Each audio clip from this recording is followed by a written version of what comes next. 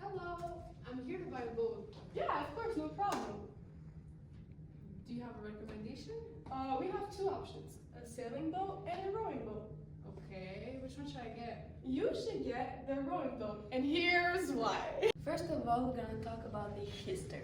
Rowing evolved from ancient transportation to a competition sport that began in England with professional races. It has one of the oldest traditions in the world. The first representation of a rowing boat was discovered in Finland and that back to 5800 BC. The first World Rowing Championship was staged in Lucerne, Switzerland in 1962. Initially held every 4 years, the championship soon became an annual event. It is the biggest annual world rowing event. Also, rowing became an Olympic sport in 1896 at the first Olympic Game of the modern era held in Athens, Greece. Para rowing first appeared at the Paralympic Game in 2008. Now I'll talk about the rowing community. It's built on teamwork, shared goals, the strength, and the friendship and social connection on and off the water.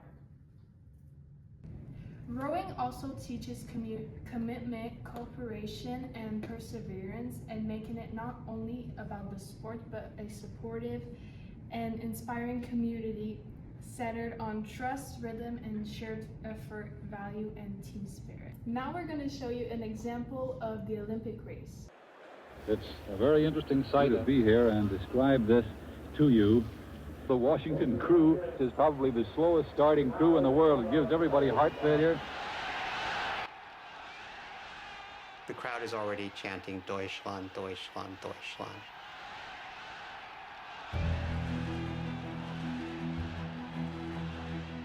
They don't actually hear the call of the start of the race. The Washington crew had a horrible start. Horrible. They were thrashing. I can see that Italy is leading, Germany is second, Switzerland third. They were a quarter way through the race, and they were behind the field. They were facing the wind and the chop. Suddenly, Don Hume seemed to go into a trance. In the rear. Don Hume hasn't been responding to Bobby Mock's calls to him to pick up the rate. Bobby Mock knew that if something didn't change, everything was lost. The United States dragging along, not in the first three. In the second half of the 19th century, the number of clubs increased and associations were set up.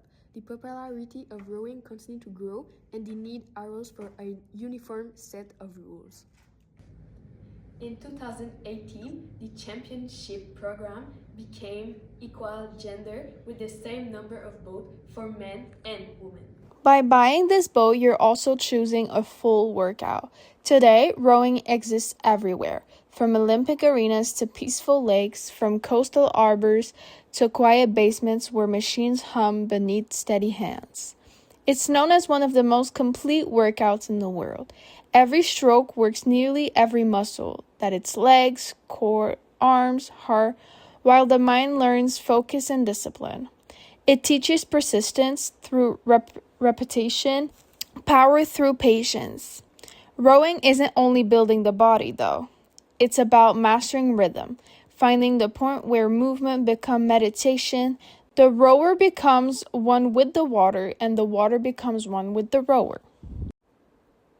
Through centuries of change, from ancient galleries to modern shell, the rowing boat has carried the same meaning. It represents human persistence, unity, and evolution. It's a bridge between our past and our potential. From warriors to explorers, from scholars to athlete, every rower shares the same truth. The water always pushes back, and yet we always move forward. Because in the end, it's not only a boat, it's a history, it's strength, it's freedom, it's the story of us moving forward one stroke at a time.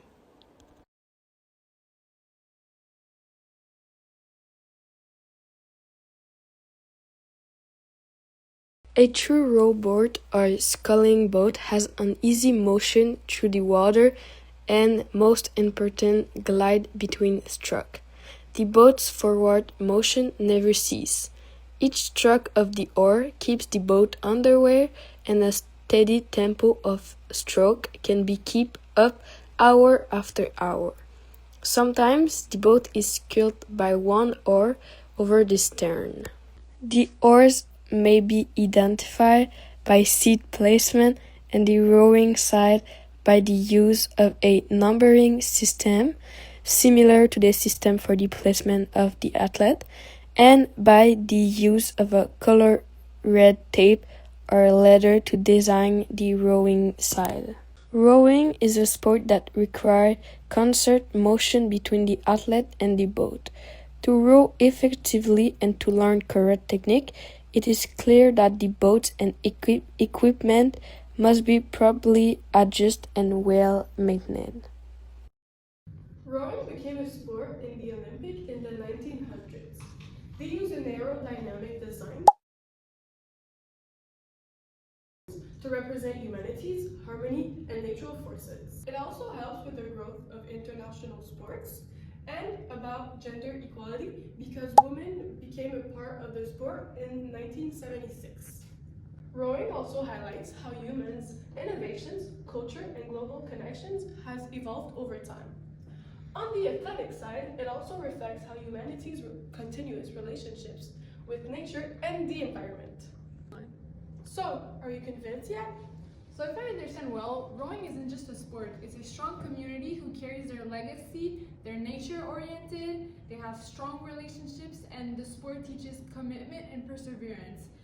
Basically, it's not only a boat, it's a story carried by water and history, right? Right.